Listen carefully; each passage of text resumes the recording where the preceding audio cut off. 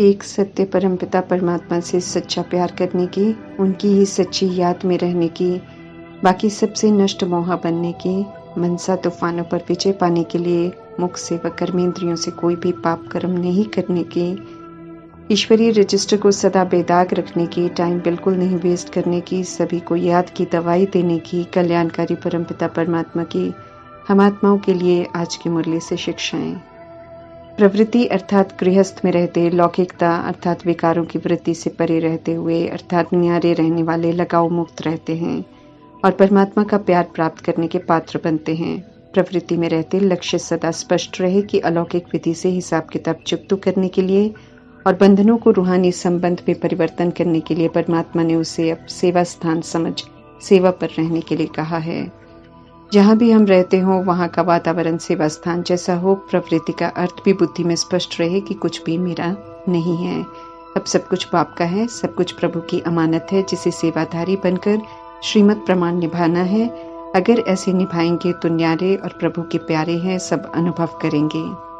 एक बार सब कुछ प्रभु को समर्पण कर फिर किसी भी चीज से अर्थात घर से या वस्तु वैभव से या संबंधों से या किसी भी चीज में लगाव ना हो।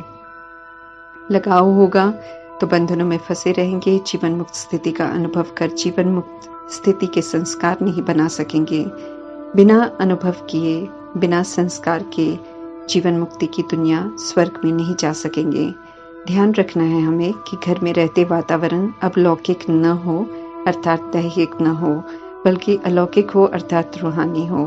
ज्ञान मार्ग में सिर्फ कहना नहीं है कि हम घर में रहते सेवा स्थान पर सेवा के लिए हैं, बल्कि प्रैक्टिकल में ट्रस्टी बनकर सेवा पर रहना है।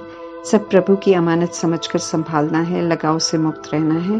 वो न्यारापन होगा तो अनुभव भी होगा, तो ऐसा कहना और करना समान हो तब नंबर 1 मिलेगा। ये परमात्मा स्पष्ट कर रहे हैं।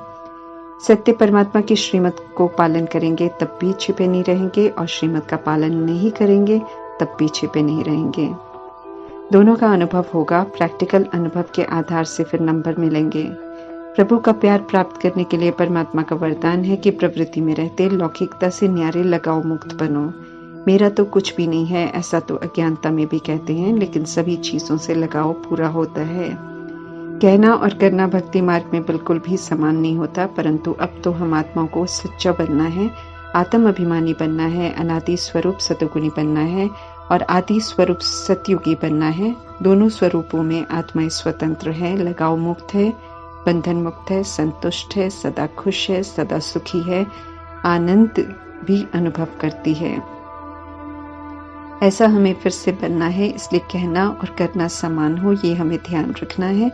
प्रैक्टिकल में लगाव मुक्त बनना है, रूहानी सेवाधारी बनकर सभी को रूहानी सुख देना है और पास्ट की हिसाब किताब चुकता करते जाना है। परमात्म खजाने ज्ञान गुण शक्तियां वरदान स्वमान मिले हैं, यूज कर खुद को उनसे संपन्न और संतुष्ट बनाने के लिए, ताकि स्वस्थिति श्रेष्ठ बनी रहे और बनाई हुई परिस्थितियां जब सामने आए तो उनका प्रभाव हम पर बिल्कुल न पड़े, तो हिसाब चुकतू हो वो सहज ही बदल जाएंगे। प्रभाव पड़ने से परिस्थितियां बदलती नहीं हैं और विकराल रूप ले लेती हैं। ज्ञान का खजाना हर बात को समझने की क्षमता देता है, समझ से संतुष्टता आती है और किसी भी चीज से कोई शिकायत नहीं होती। क्यों क्या के प्रश्न कभी तंग नहीं करते हैं, बल्कि हर बात को पार करना सहज हो जाता है। शक्तियों के खजानों को यूज कर उनसे संपन्न बन जाते हैं तो विकराल परिस्थितियां भी खेल अनुभव होती हैं। गुणों से संपन्न बन जाते हैं तो कैसे भी व्यवहार से संतुष्ट रहते हुए गुणों के व्यवहार से गुणों का सहयोग देकर संतुष्ट रहकर संतुष्ट करके कैसे भी हिसाब को क्लोज कर खुद के अकाउंट को क्लियर कर सकते हैं। वैरायटी बनाई हुई परिस्थितियों का अचानक सामना होगा। 63 जन्म जिनके साथ हिसाब बनाए सब सामने आएंगे। इसलिए रहम दिल परमपिता परमात्मा पहले से ही हम आत्माओं को सभी खजानों को प्रैक्टिकल में रोज यूज कर संपन्न और संतुष्ट रहने की श्रीमत दे रहे हैं, क्योंकि इनकी आवश्यकता हमें जरूर पड़ेगी। समय पर यूज करेंगे तो फिर हम फर्स्ट डिवीजन में पास हो सकेंगे। हमारी लाइफ बहुत वैल्यूएबल बन जाती है जब हम परमात्मा के बनते हैं और परमात्मा हमें अडॉप्ट कर लेते हैं, लेकिन संपूर्ण एहसास इस बात का निरंतर नहीं रहता है। इसलिए परमात्मा को समय समय पर हम आत्माओं को याद दिलाना पड़ता है ताकि इसे हम वेस्ट न करें और जैसे सेकंड सेकंड सफल करना है, खुद को नया बनाना है, बस वैसा करते और बनते जाएं। कौड़ी से हीरे जैसा बनने का सौभाग्य मिला है और परमात्मा मददगार बन साथ हैं, बशर्ते हम हिम्मत रख इस सत्य मार्ग पर श्रीमत प्रमाण चले और जितना हो सके आत्मा बन परमात्मा पिता को याद करें। ऊंची मंजिल है बेदाग हीरा बनने की और सचखंड का वर्षा लेने की, इसलिए खबरदार तो हर पल हमें रहना है। चरित्र को सतो प्रधान बनाना है, इसलिए रजिस्टर भी रखना है। बाकी सूक्ष्म वतन में तो ईश्वरीय रजिस्टर है जिसमें रिकॉर्ड हो रहा है कि हम कितना श्रीमत पर चल रहे हैं और कितना नहीं। किसी को भी दुख दिया तो रजिस्टर खराब हो जाता है और अपने लिए भी दुख लिख लेते हैं, क्योंकि आत्माओं का आपसी सूक्ष्म कनेक्शन है, भाई भाई का संबंध है। सुखदाता परमात्मा मुरली द्वारा अपना व्यवहार सभी प्रति दर्शाते हैं। कोई कैसा भी हो, नफरत नहीं करते, भेदभाव नहीं करते, उलझने नहीं देते, आलोचना निंदा नहीं करते हैं, डांटते नहीं है क्यों क्या किया नहीं पूछते हैं, बल्कि रहम दिलबन क्षमा कर, अनादि आदि स्मृति दिलाकर, महिमा कर, शुद्ध शुभ कल्याणकारी संकल्प, स्वमान वरदान सम्मान देकर ऊपर उठाते हैं, उमंग उत्साह देकर गिरे हुओं को ऊपर उठाते हैं। ऐसे ही हम आत्माओं को भी मास्टर सुखदाता बन सभी को सुख देने की श्रीमत देते हैं। सत्यता और दिव्यता के व्यवहार से सभी आत्माओं को सुख दे सकते हैं, इसलिए परमात्मा पिता को कॉपी करना है, उनके समान बनकर सभी को सुख देना है। सूक्ष्म कनेक्शन है आपस में आत्माओं का, इसलिए मन से भी कुछ गलत या उल्टा सोचते हैं तो वो भी आत्माओं तक पहुंचकर दुख की अनुभूति कराता है और फिर वो भी आत्मा वैसा सोचती है तो मनसा द्वारा दुखों का लेन देन शुरू हो जाता है। इसलिए परमात्मा खास ध्यान खिंचवा रहे हैं कि 21 जन्मों का सुख का वर्षा लेना है तो पवित्र तो बनना ही है, बाकी मनसा को भी शुद्ध रखना है ताकि मनसा वाचा कर्मणा से हम सब किसी को भी दुख न दें। गृहस्थ में रहते संस्कारों का टकराव होता है, लेकिन वहां भी व्यवहार करते दैवी गुणों को, अनादि 7 गुणों को यूज कर मीठा व्यवहार करना है। सभी को रूहानी सुख देना है, दैहिक व्यवहार करने से दुख देते हैं। नई दुनिया के लिए तकदीर बना रहे हैं, अपना भाग्य बना रहे हैं तो पूरा अटेंशन रखना है। अच्छा बनने समय हमारी गुप्त रूहानी लड़ाई खुद से चलती है। अंदर बैठे रावण को और रावण राज्य को यूज नहीं करके हमें उसे खत्म करना है और रावण पर विजय प्राप्त करनी है, इसका अटेंशन रखना है। परमात्म शिक्षाओं को भूलना नहीं है, बल्कि उन्हें प्रैक्टिकल में लाकर चलते फिरते मनन करते पक्का करना है। सदा उमंग उत्साह में रहना है, भूलने से फिर हम मुरझा जाते हैं। परमात्मा से समझ मिलती है तो अनुभव होता है कि कर्मेंद्रियों के गुलाम बन हम सब जी रहे थे, हमारे पास गदाई थी और अब कर्मेंद्रियों पर राज्य कर श्रीमत प्रमाण उन्हें चलाने में राजाई का अनुभव होता है और फिर राजाई मिलती है। स्वराज्य की समझ मिलने के बाद भी परमात्मा द्वारा ज्ञान के सागर करते करते भी माया के वश होकर माया की धूल में पड़ते हैं तो अपना सारा श्रृंगार ही खत्म कर देते हैं, तो फिर से राजाई की जगह फिर गदाई को अपना लेते हैं, बोझिल हो जाते हैं।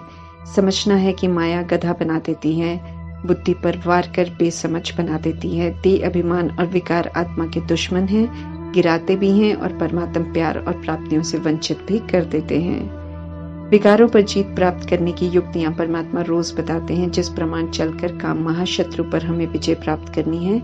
विनाशी नाम रूप के आकर्षण का माया जाल बिछाकर माया सभी को परमात्मा से बेमुख कर देती है, सत्य को सुनने नहीं देती है। कामनाओं में विकार होते हैं, इसलिए परमात्मा कहते हैं कि निष्कामी बनो, अर्थात मायावी दुनिया की कामना बिल्कुल नहीं रखो, क्योंकि यह आत्मा को दुर्गति की ओर लेकर जाती है। कामी मनुष्य से निष्कामी देवता बन रहे हैं, इसलिए बुद्धि से विकारी कामनाओं का त्याग करना है। दुनिया इस समय उल्टे मार्ग पर चलकर छी गंदी बन गई है, इसलिए परमात्मा ऐसी दुनिया से वैराग दिलाते हैं ताकि विकारों की विषय वैतरणी नदी में हम सब गोता न खाएं और अपनी दुर्गति कर कड़ी सजाओं का पात्र न बने। बुद्धि से परमात्मा की याद में हमें रहना है, श्रीमत पर चलकर वैल्यूएबल जरूर बनना है, याद में रहना है सदा और औरों को भी परमात्मा की याद दिलानी है। याद रखना है कि बॉम्ब्स की दुनिया में, विनाशकारी बुद्धि वालों की दुनिया में हम सब जी रहे हैं। अचानक के खेल होने हैं, इसलिए चलते फिरते नेचुरल याद का अभ्यास जरूर करना है। परमात्मा का सच्चा ज्ञान अविनाशी है, रतन है, आत्माओं को सच्चा हीरा बनाने वाला है, ऊंच अविनाशी प्राप्ति कराने वाला है, इसलिए ज्ञान रत्नों का दान सबसे उत्तम दान है। हर आत्मा देह अभिमान में है, खुद के सत्य आत्मिक स्वरूप से और परमात्मा से बेमुख है। इसलिए हर आत्मा इस समय रोगी है, बीमार है।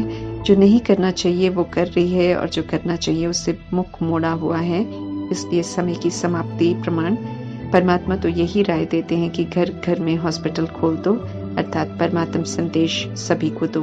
परमात्मा का परिचय हर आत्मा को देना जरूरी है, क्योंकि इस अंतिम कयामत के समय में परमात्मा की यथार्थ पहचान की याद चाहिए। बिना जाने याद करने से परमात्मा तक याद नहीं पहुंचेगी, रक्षा नहीं होगी, पाप कटेंगे नहीं, पवित्र नहीं बन सकेंगे और फिर हमारा बेड़ा भी पार नहीं होगा। परमात्मा के संग में रहना, याद का चार्ट रखना ताकि अटेंशन रहे कि याद बढ़ती जाए, एक्यूरेट कनेक्शन जुड़ता जाए, अवस्था सुधरती जाए, देही अभिमानी स्थिति के समीप पहुंचे, क्योंकि विज्ञान की स्थिति अर्थात शंकर की अवस्था बन जाए। आत्मा और परमात्मा की स्मृति के अतिरिक्त और कुछ भी याद न रहे, ज्ञान भी नहीं बल्कि प्राप्त हुए ज्ञान के सार और स्वरूप में स्थित हो जाएं। ऐसी अवस्था तक पहुंचना है, इसलिए याद का चार्ट रखने की तरफ ध्यान खिंचवा रहे हैं परमात्मा।